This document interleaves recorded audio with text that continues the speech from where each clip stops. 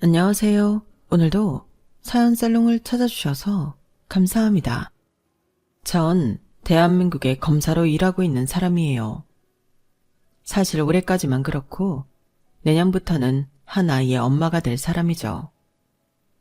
제가 검사가 된 건 사실 태어날 때부터 정해진 거였어요. 전 일남 일녀 중 둘째로 태어났고 저희 아버지, 오빠, 큰아버지, 고모, 사촌들까지 거의 온 가족이 법조인이라고 해도 과언이 아니거든요. 당연히 저도 어려서부터 우리 가족의 일환으로서 법조인의 꿈을 가지게 되었고 법대에 지원하는 것만이 인생의 유일한 목표였답니다. 제가 살아온 환경은 그런 목표를 의심할 수도 없는 환경이었어요.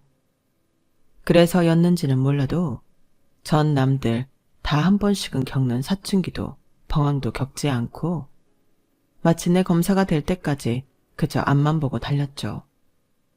제 진로에 대해서는 추워도 의심을 해본 적이 없었으니까요. 그런데 몇 년 전부터 갑자기 뒤늦은 사춘기, 아니 오춘기가 온 것 같았어요. 해를 거듭할수록 이 일을 오래 하긴 어렵겠다는 생각만 들었죠. 그러면서도 이 일이 아니면 무슨 일을 해야 할지도 모르겠고 말이에요.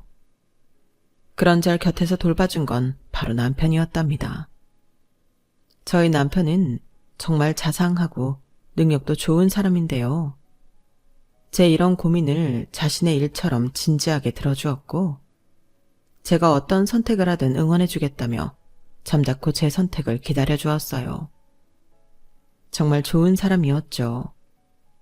그런데 저는 그 타이밍에 제가 검사가 된 게 신이 주신 기회이자 제 운명이었다는 사실을 깨닫게 된 사건을 만나게 되었어요.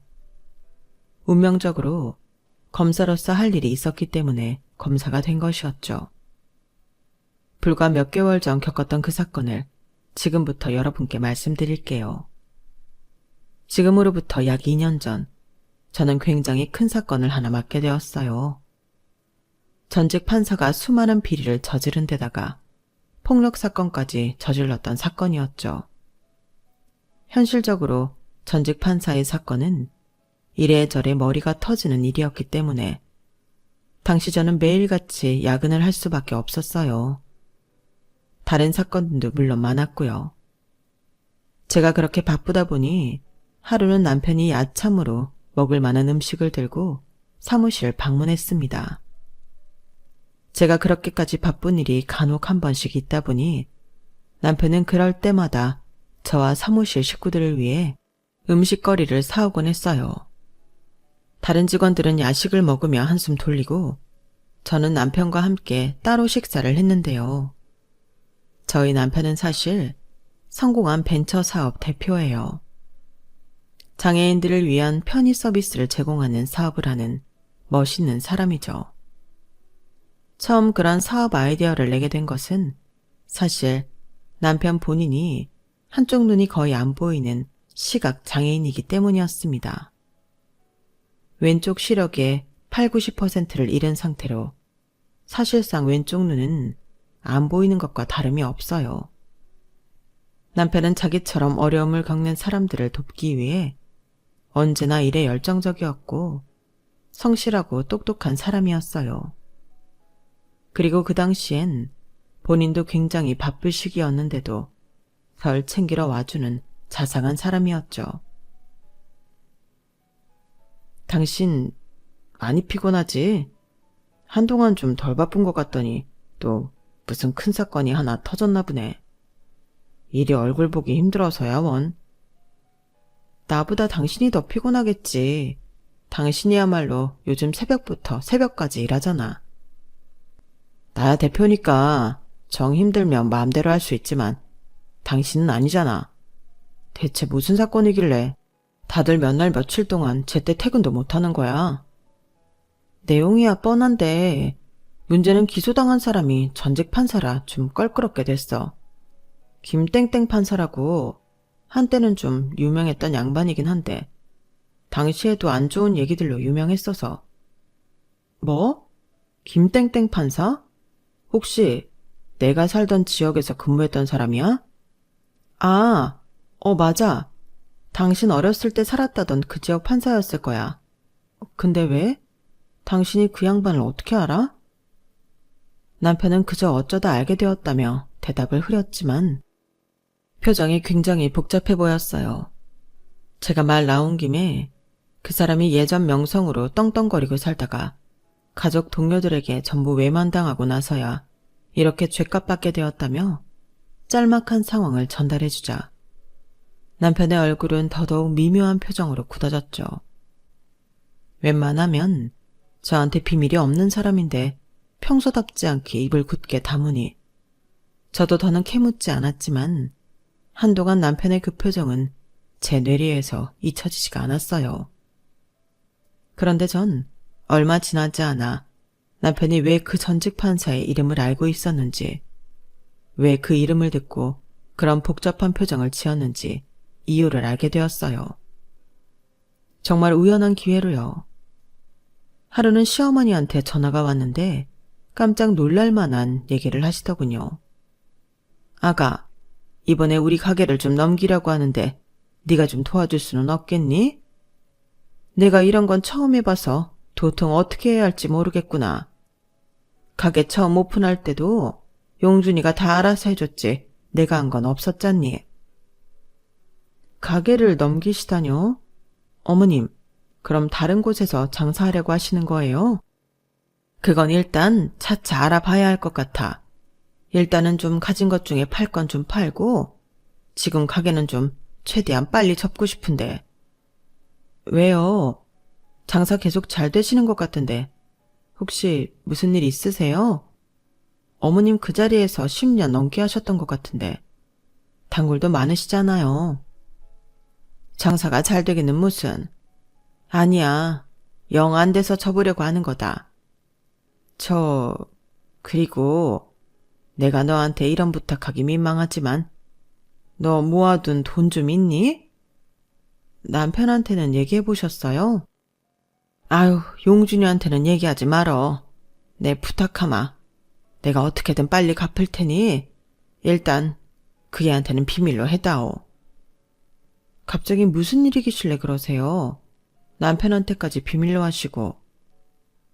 제가 재차 물어보아도 시어머니는 한사코 아무 일이 없다며 말을 아끼셨어요. 하지만 시어머니가 시치미를 잡아떼실수록 저는 이 일이 예산일은 아닐 거라는 확신이 섰죠. 시어머니는 남편이 나고 자란 동네에서 곱창집을 운영하셨는데 음식 솜씨가 상당하셔서 10년 넘게 그 자리를 지키셨고 손님도 항상 많았거든요.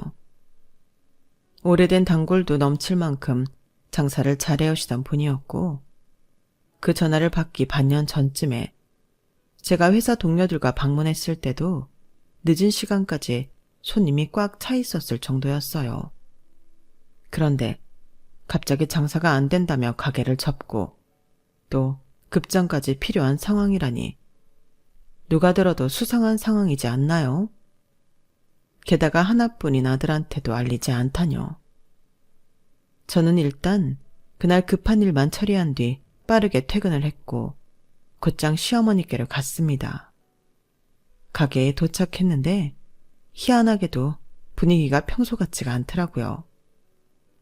벽쪽 구석에는 소주병인지 사이다병인지 모를 유리병도 깨져 있었고 실내 흡연이 금지된 식당 안에 재떨이가 버젓이 올라와 있고 말이에요.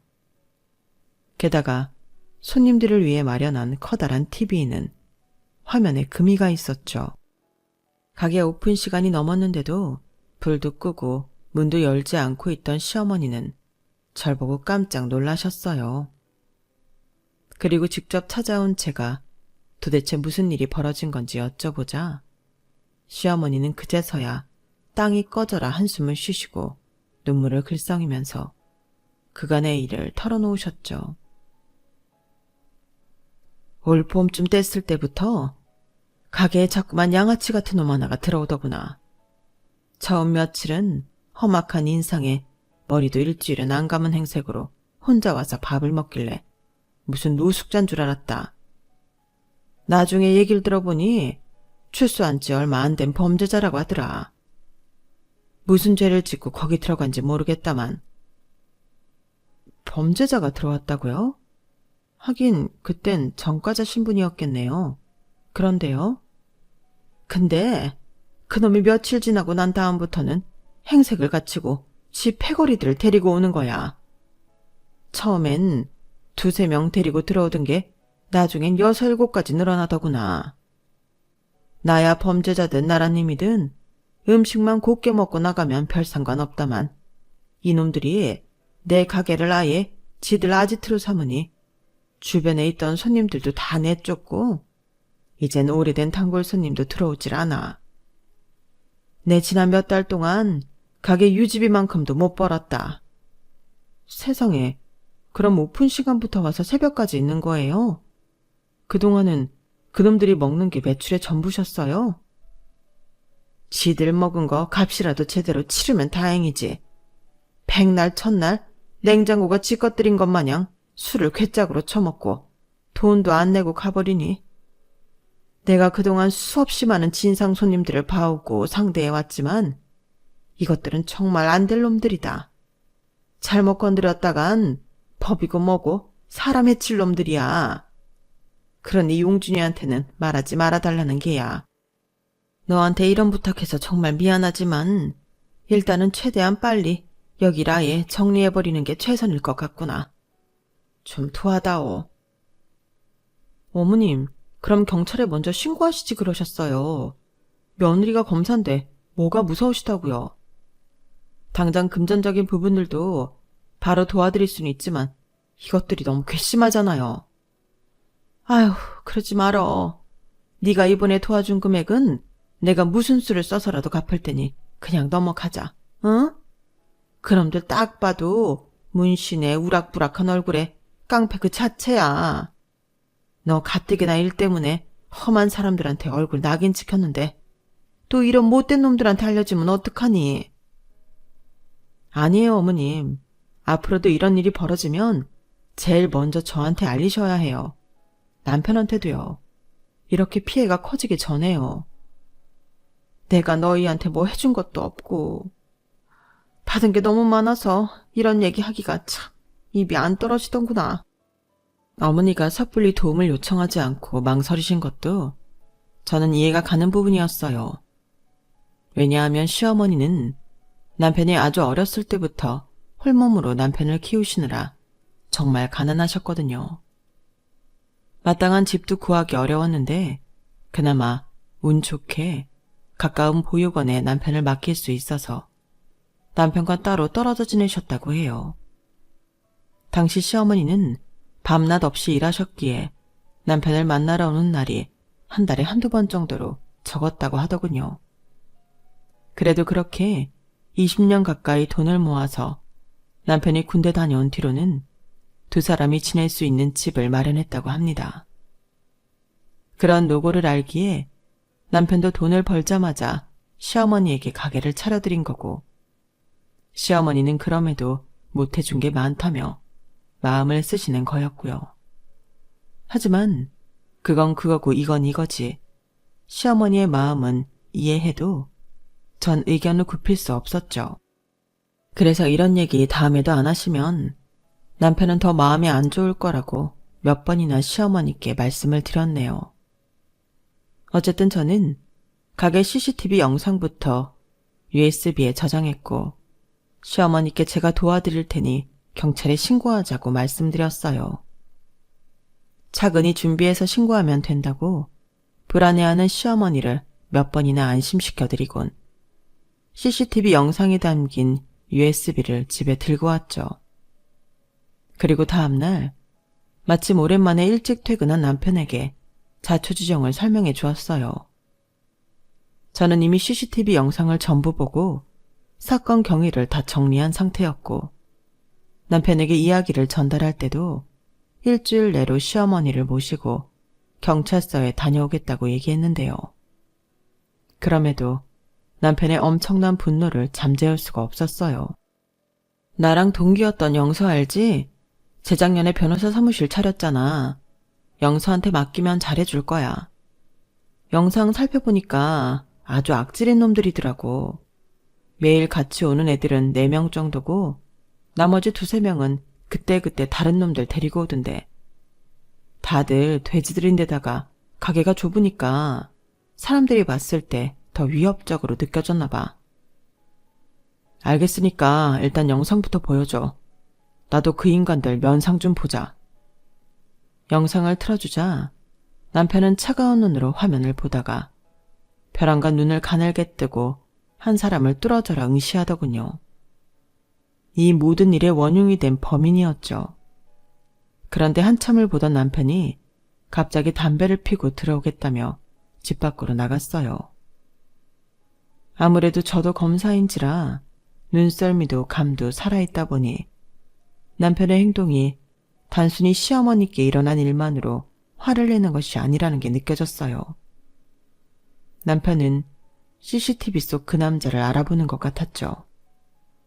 한참 동안 들어오지 않던 남편은 거의 30분이 다 지나서야 들어왔고 전 낮은 목소리로 아는 사람들이냐고 물었습니다. 남편은 말없이 고개를 끄덕였고 무슨 일인지 설명해달라는 제 말에 기나긴 이야기를 들려주었어요.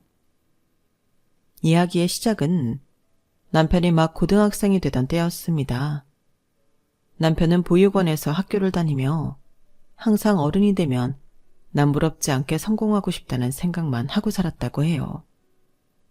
그래서 다른 아이들보다 비교도 안 될 만큼 열심히 공부를 했다더라고요. 보육원에서는 만 18세가 되면 무조건 나가야 했기 때문에 재수라는 건 꿈도 못 꿨고 대학을 안 나오고 성공할 방법은 너무 리스크가 컸고 애매하게 공부를 잘했다간 대학 등록금도 못 내는 처지에 놓일 수 있었기에 남편은 걸어다니면서도 영어 단어를 외웠고 밥을 먹으면서도 공식을 암기했다고 해요. 말 그대로 눈 뜨고 잠들 때까지 교과서와 물려받은 문제집에만 코를 박고 있었던 거죠. 덕분에 남편은 중학생 때부터 공부벌레로 유명했고 명성에 걸맞게 전교 1등의 자리를 놓치지 않았다고 합니다. 그런데 그런 남편의 노력이 오히려 독이 되어버린 사건이 터지게 된 것이었죠. 고등학교 1학년 때 한 학생이 학교에 전학을 왔는데 등장부터 아주 유명했다고 해요. 아빠가 판사고 집안이 어마어마하게 잘 산다고 말이죠. 그런데 그 잘난 전학생은 첫 등교를 하자마자 하필이면 같은 반이었던 남편에게 말을 걸어왔다고 합니다. 야, 네가 이 학교 1등이야? 뭐 그런 셈이지. 잘 됐네. 그럼 이 숙제부터 좀 해봐. 뭐? 내가 왜? 이번 학교에서 성적 안 나오면 내가 곤란하거든. 그러니까 네가 좀 해달라고. 나중에 알고 보니 전학생은 이미 다른 학교에서 학교 폭력을 저지르다가 남편이 사는 동네로 온 거였고 말썽을 피울 때마다 집에서 아주 호되게 혼이 났다고 합니다.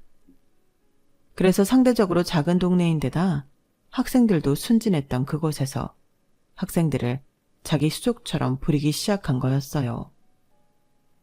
전학생은 남편에게 숙제만 시킨 것이 아니라 필기한 노트까지 전부 가져갔고 심지어 시험을 볼 때 컨닝까지 강요했다고 해요. 남편은 당연히 처음엔 거부했죠.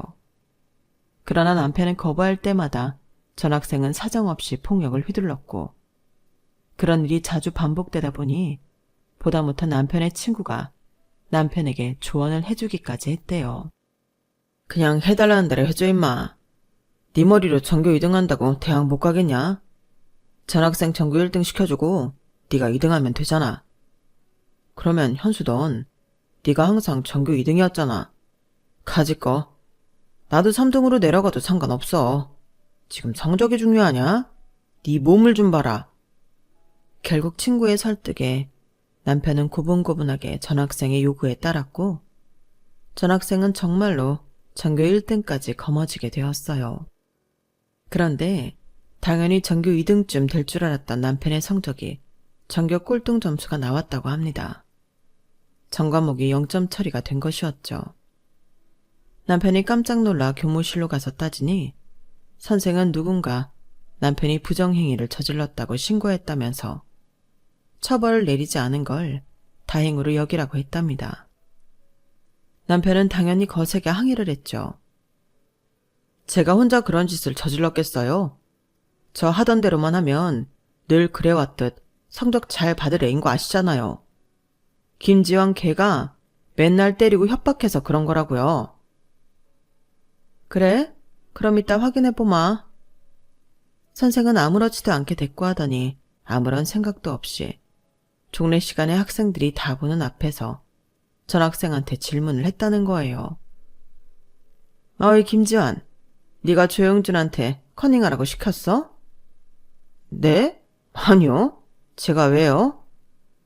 들었지? 아니래잖아. 종례 끝이다. 하교해라. 그때 남편은 처음으로 판사 아들이라는 지위가 얼마나 대단한 건지 뼈저리게 깨달았고, 동시에 어른이 되면 반드시 성공하겠다는 욕심이 커지게 되었다고 해요.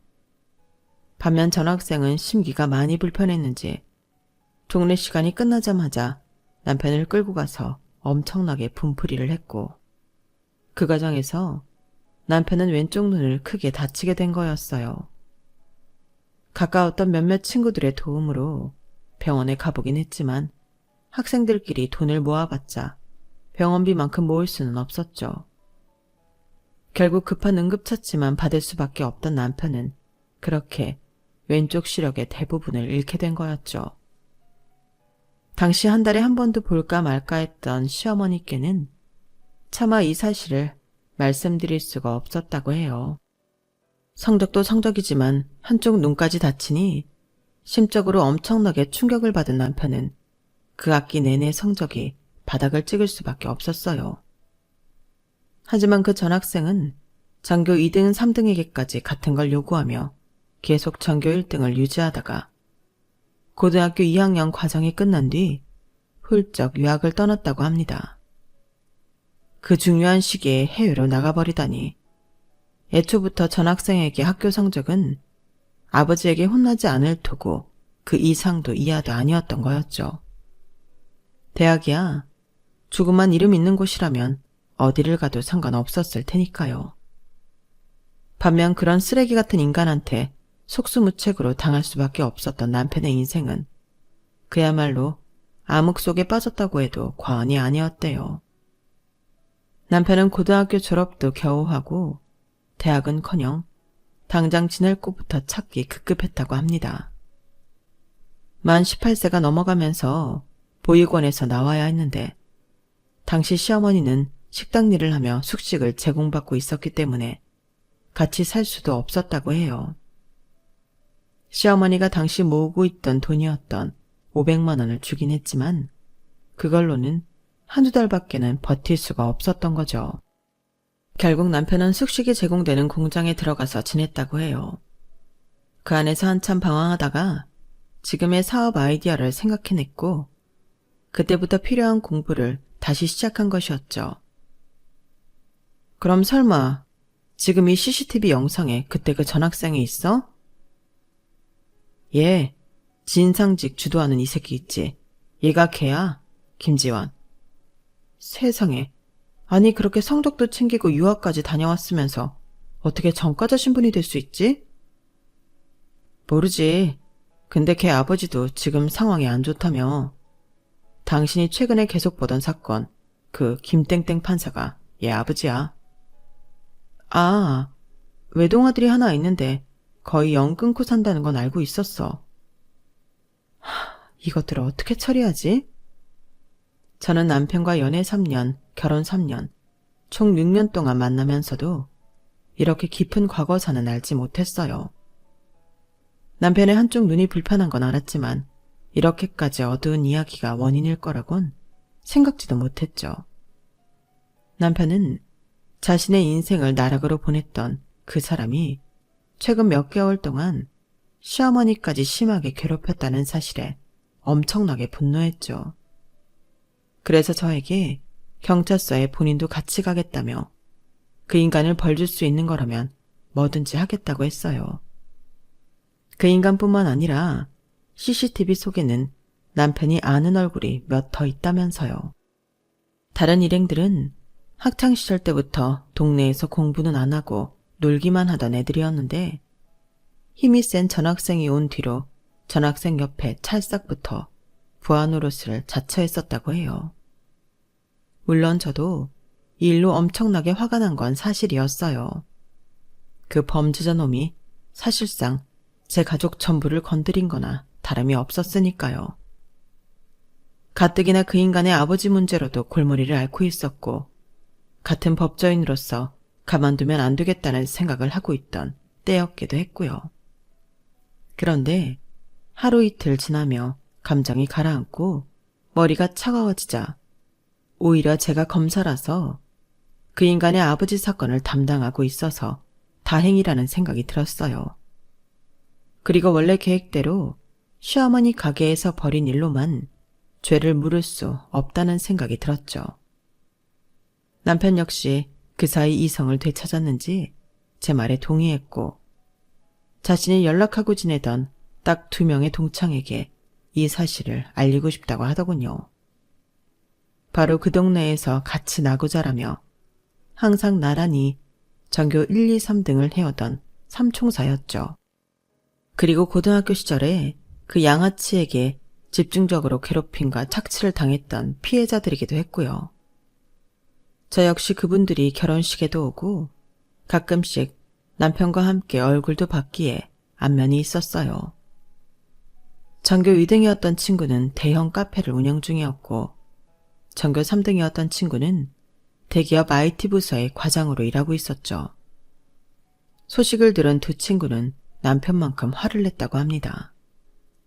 그리고 그 주 주말 저희 4사람은 함께 모이게 되었어요. 잊고 살았던, 아니 잊고 싶었던 과거를 다시 떠올리며 어떻게 하면 그 되먹지 못한 인간을 굴려줄까 고심하다가 전교 2등 친구가 입을 열었죠. 이번 동창회 있잖아. 그걸 우리 카페에서 하자. 왜? 동창회 잘 나가지도 않으면서. 하도 안 나가니까 나한텐 이제 연락도 안 와. 지금 얘기 종합해보면 출소한 지 얼마 안 됐다. 사기를 치고 다닌다. 고등학교 때 시중 들던 애들을 다시 불러 모았다 이거잖아. 그럼 김지영 걔가 동창회를 안 오겠어? 당연히 누구 하나 등쳐먹으러 오겠지. 그러니까 지금 그 동네에서 지내는 거 아니야. 일리가 있긴 하네. 하지만 이미 몇 명은 만났을지도 몰라. 지 아버지도 지금 나락가게 생겼는데 걔가 기댈 곳이 없을 거 아니야. 기댈 곳 있고 잘 나가는 애가 옛날 동네 와서 골목대장 노릇하고 있겠어? 그날 아예 판을 짜서 부르고 한 번에 터트리는 게 나을 것 같아. 얘 똘마니들은 그래도 몇 번 동창회 왔었으니까 이번에 연락하면 무조건 나올 거야. 친구분의 말에 저도 일리가 있다고 생각이 들었죠. 그래서 저희 4사람은 저희가 가진 모득 재력과 인맥 2대를 써서 판을 짜기 시작했어요. 카페 공간을 무료로 대준다는 연락에 동창들은 좋다고 장소를 남편 친구의 카페로 정했고 당일날이 되자 3, 4, 5 사람들이 모여들기 시작했죠. 야, 카페 엄청 크다. 현수 너 이 자식 한동안 연락 안 되더니 그새 더 잘 나가는 것 같다. 이거 네 건물이야? 이거, 이 뒤에 거, 그 뒤에 거까지. 새끼 부럽다. 조용준? 설마 조용준도 왔어? 저는 일하는 사람인 척 카페 앞치마를 두르고 커피 머신이 있는 쪽에서 모든 상황을 지켜보고 있었어요. 동창들은 하나같이 제 남편을 보고 놀라움을 금치 못하더군요. 잘 나가는 벤처 사업 대표가 되었다는 소식에 너라면 그럴 줄 알았어. 뭐래도 성공해 있을 줄 알았다. 라며 진심 어린 축하를 건네는 모습도 봤고요. 자리가 어느 정도 찼을 무렵 저희가 예상한 대로 주인공이 나타나더군요. 바로 그 전학생 김지환 말입니다. 저는 CCTV 영상과 몇몇 사진으로만 봐서 실제 얼굴을 처음 보는 거였는데 실제로 보니 관상 자체가 아주 기분 나쁜 인간이었어요. 덩치만 크지 직업상 실제로 위험한 사람들을 많이 봐왔던 제 눈에는 무슨 대단한 조직폭력배는커녕 질이 한참 나쁜 양아치, 그 이상도 이하도 아니더군요. 걸치고 있는 옷이며 신발, 옆구리에 낀 카우치까지 전부 명품이었음에도 그 전부가 하나도 조화를 이루지 않아서 촌스럽게 그지없었어요. 돈 많은 집안 아들이라고는 상상도 못할 만큼 싼 티가 났죠. 게다가 눈빛은 탁하고 이도 샛노란 게 가까이 가면 담배 쩐내가 날 것 같은 외모였어요. 제가 그전까지 봐왔던 양아치 중에서도 외적인 걸로만 봤을 때는 가장 최악이었죠. 그 양아치 놈은 카페 안으로 들어오자마자 껄렁거리며 자기 부하노릇을 3명의 다른 남자들과 지들끼리만 하는 농담을 주고받으며 킬킬거렸습니다. 동창들은 그들 무리를 발견하자마자 하나같이 표정이 굳으며 순식간에 분위기가 어두워지더군요. 속닥거리는 말을 들으니 대체 누가 쟤들을 부른 거냐며 볼멘 소리를 하는 이들이 적지 않았어요. 김지아는 들어오자마자 제일 안쪽 테이블에 있던 남편과 두 친구들에게 다가왔습니다. 그러더니 전교 2등한테 바로 말을 걸더군요. 어이 현수, 오랜만이다. 너 성공했구나. 여기 장소 네가 제공했다며. 여기 네 카페야? 내 카페니까 불렀지. 그럼. 근데 왜 이렇게 친한 척을 해? 우리가 이렇게 반갑게 인사할 사이는 아니지 않냐? 하, 20년 만에 만난 동창한테 말하는 싸가지가 그게 뭐냐? 어? 들어오면서 건물 보니까 돈 어마어마하게 많이 들었을 것 같은데 너 돈 엄청 벌었구나? 그래서 이렇게 겁대가리를 상실한 거면 뭐 내가 좀 봐주지. 네가 뭐 전교 2등이었나 3등이었나 하지 않았나? 아, 짱구가 좋으니까 확실히 돈을 잘 버네. 근데 카페 앞에 저 차는 뭐냐? 설마 저거 파란 거 네 차냐? 그래, 내 차 맞아. 그게 뭐? 아, 야, 돈도 많이 버는 새끼가? 아유, 국산차가 뭐냐 국산차가. 사장이요? 사회적 위치에 딱 맞는 차를 타야지. 안 그래? 내가 어떻게 외제차로 한 대 기깔나게 뽑아줘? 안 그래도 지금 너한테 딱 어울릴 만한 차가 있긴 한데. 근데 이 새끼가 아까부터 사람이 말하는데 무슨 매너가 있다고야. 말하는 사람 쳐다도 안 보고 이젠 대꾸도 안 하네. 노골적으로 본인을 무시하자 갑자기 김지아는 곁에 있던 빈 의자를 걷어차고 일어나더군요. 그제까지 숨겨두고 있던 양아치 본색을 드러내려고 한 순간이었죠. 그럼에도 전교 2등은 눈썹만 치켜 올릴 뿐 아무런 요동도 하지 않았고 그때 저희 남편이 끼어들어 아른 체를 했어요. 야, 이거 섭섭하네. 김지환, 너는 현수만 기억하고 왜 나는 기억 못하냐? 나랑의 인연이 훨씬 더 깊고 복잡하지 않았냐? 너야말로 나는 본체도 안 하네. 그제서야 김지환은 같은 테이블에 앉아있던 나머지 두 사람을 바라봤어요. 그중 남편을 보고는 한참을 눈을 가늘게 뜨다가 데리고 들어왔던 똘마니 중 하나가 아, 조영준! 이라고 한마디 외치자 그제야 생각이 난 듯 아, 고아! 라고 하더군요. 저는 그 순간에 하마터면 참지 못하고 몸을 숨기고 있던 카운터 밖으로 나올 뻔했어요. 저희 남편은 그 양아치 때문에 인생 자체가 구렁텅이에 빠져 영영 못 나올 뻔했는데 그 썩을 놈은 누가 말해줘야 생각이 났을 정도로 잊고 살았다는 게 너무나 괘씸하고 화가 났죠. 남편과 친구들 역시 표정이 무섭게 굳어졌어요. 그 양아치 놈은 그러거나 말거나 아주 배를 잡고 깔깔대며 웃더군요. 아니 이게 누구냐? 전교 꼴등 아니야? 야, 너도 뭐 나이 먹고 오히려 훤칠해졌다. 완전 못 알아볼 뻔했네. 전에는 비리비리했던 놈이. 너도 못 알아보겠는데 뭘. 옛날에는 그래도 부잣집 도련님 느낌이 나긴 하더만 지금은 전혀 그런 티는 안 난다야. 원래 너희 집 잘 살지 않았었냐? 남편의 빈정거림을 한 번에 알아들은 그 양아치 놈은 표정이 곧바로 험악해지더군요. 다른 동창들은 남편과 그 양아치가 말싸움이 붙자 모두 숨을 죽이고 이쪽 테이블만 바라보고 있었어요. 넓은 카페 안 전체에 긴장감이 돌았죠. 그놈은 시어머니 가게에서처럼 진상을 피우는 게 목적이 아니었던 건지 남편을 한참 노려보다가 억지로 표정을 풀고 성질을 죽이더군요. 놈의 목적은 동창들을 상대로 폭력을 휘두르는 것이 아니라 사기를 쳐서 최대한 큰 돈을 뺏는 것인 듯 했어요. 새끼 많이 컸네. 옛날에는 피죽도 못 얻어먹고 다니는 고아였던 것 같은데. 대가리 좀 컸다고 이렇게 말대꾸를 다 하네. 하긴 옛날에도 너는 고분고분한 맛은 없었지. 근데 왜 갑자기 시비를 걸어오고 지랄이야. 왜? 너도 차 좋은 거 한 대 뽑고 싶어서 그러냐? 근데 고아 주제에 네가 좋은 차 뽑을 능력은 되고? 주제에 난 돈 안 되는 것들은 취급 안 하는데.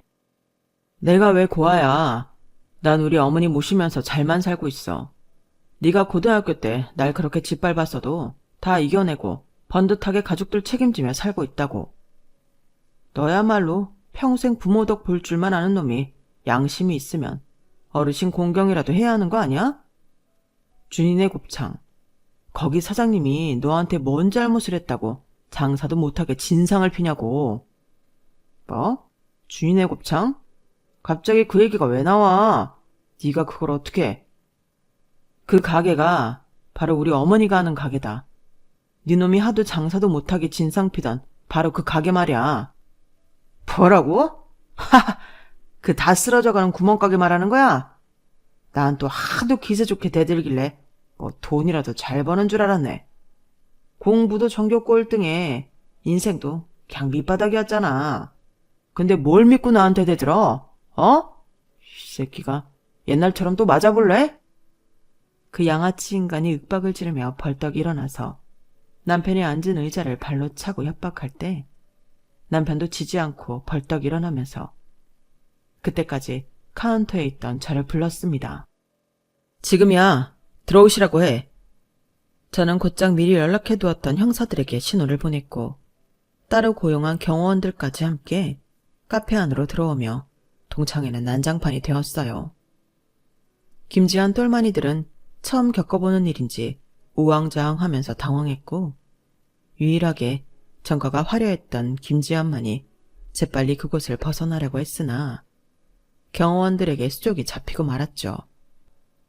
고래고래 소리를 지르며 욕을 하는 김지한에게 한 형사가 다가가서 머리를 팍팍 내리쳤어요. 야, 시끄러워. 조용히 하네? 내가 이거 출소하고 나와서도 여전히 이러고 살 줄 알았다. 네가 콩밥이 적잖이 그리운가 보구나. 아주 기떨어지겠네 아주. 좀 조용히 하라고. 괜찮아요 형사님. 제가 알아서 할게요. 넌 또 뭐야? 뭔데 기집애가. 저는 있는 힘을 다해서 그 양아치놈의 뺨따구를 시원하게 올려쳐버렸어요. 양아치놈은 그대로 고개가 돌아가면서 입을 다물었죠. 뭐긴 뭐야?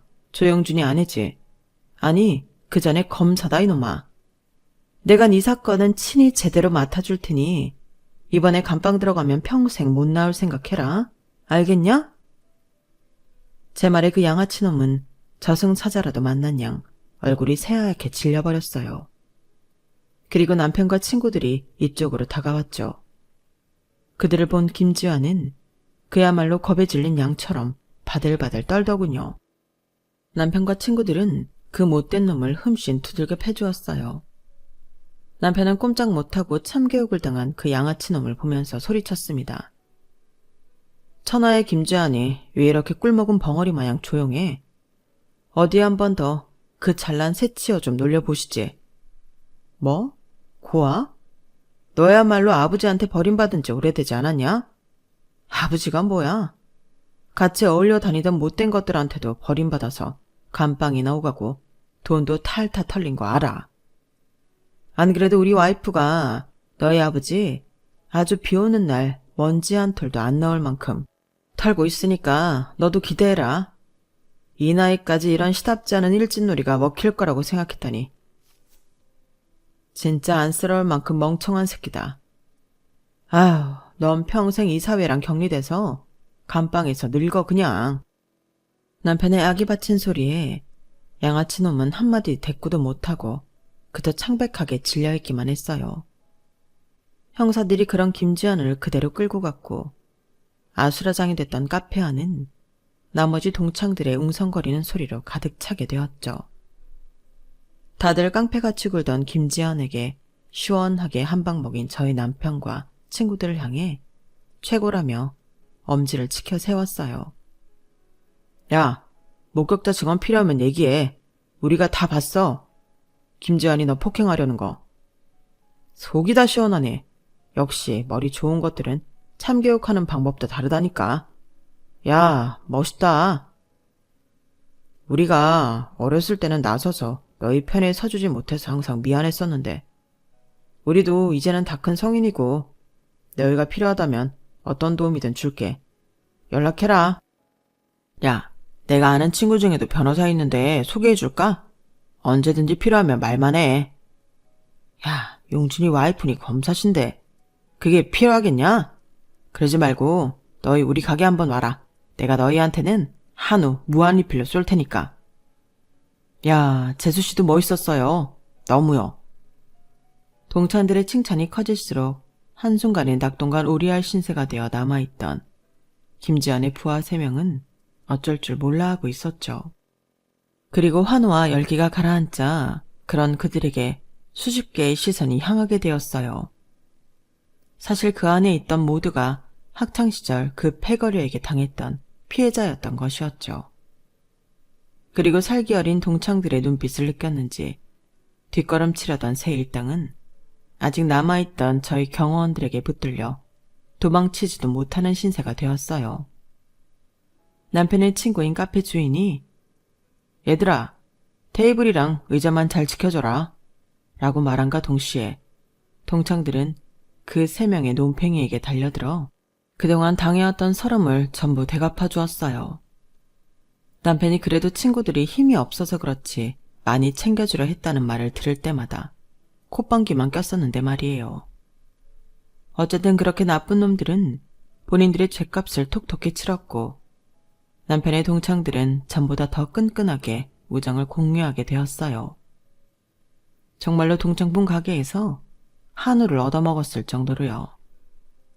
동창의 날이 오기 전까지 남편의 친구들과 제가 열심히 모았던 김지원의 출소 이후 각종 폭력, 사기, 절도 행각들의 증거는 하나도 빠짐없이 법적인 처벌 대상이 되었고 이미 징역 전과만 4건이 있었던 김지아는 어마어마한 징역형을 받고 또다시 감방으로 들어가게 되었어요. 게다가 아들의 이러한 범죄 행각들의 증거를 없애려고 더한 짓들을 해왔던 아버지 김땡땡도 그 죗값을 톡톡히 치르게 되었답니다. 누가 부자지간 아니랄까봐 둘이서 아주 생양아치 같은 범죄만 저지르고 다녔더군요. 그리고 저는 몇 개월에 걸쳐 모든 사건을 제대로 마무리한 뒤 그제서야 사직서를 제출했어요. 그 못돼 처먹은 김씨 부자에게 콩밥을 먹인 것이 검사로서 제 사명의 끝이라는 생각이 들었거든요. 저는 그 이후 간혹 자문을 구하러 오는 후배들을 만나는 것 외에는 집에서 쉬면서 살림을 보고 있었어요. 아, 그리고 시어머니가 큰 금액의 피해 보상금을 받고 좀 더 넓은 가게를 차리게 되셔서 새 곱창집 일도 자주 도와드리고 있고요. 시어머니는 과거 남편이 학교폭력을 심하게 당한 줄 까맣게 모르고 계셨다가 그때 일로 알게 되시면서 얼마나 많이 가슴 아파하셨는지 모릅니다. 남편이 그런 시어머니께 자신은 과거를 딛고 지금 이렇게 번듯하게 성공했으니 오히려 다행이라며 위로를 해드려서 겨우 진정을 하셨죠. 저에게도 얼마나 고마워하셨는지 몰라요. 집안에 복덩이가 들어왔다며 전보다도 더 저를 예뻐해 주셨답니다. 그리고 하나 더, 제가 쉬는 날이 많아져서일까요? 저희 부부에게는 얼마 전 아기 천사가 찾아와 주었어요. 험한 일들이 전부 지나간 뒤에 찾아온 아기 천사라 모든 가족들이 얼마나 기다리고 있는지 모릅니다. 내년에 저희 아기가 태어나면 벌써부터 얼마나 많은 사랑을 받을지 눈에 훤해요. 앞으로 이 세상에 나오게 될 저희 아기는 아빠를 닮아서 선하고 용기 있는 강한 사람으로 자라나길 바래요. 지금까지 저희 가족의 이야기를 들어주셔서 감사합니다. 항상 행복하시고 건강하세요.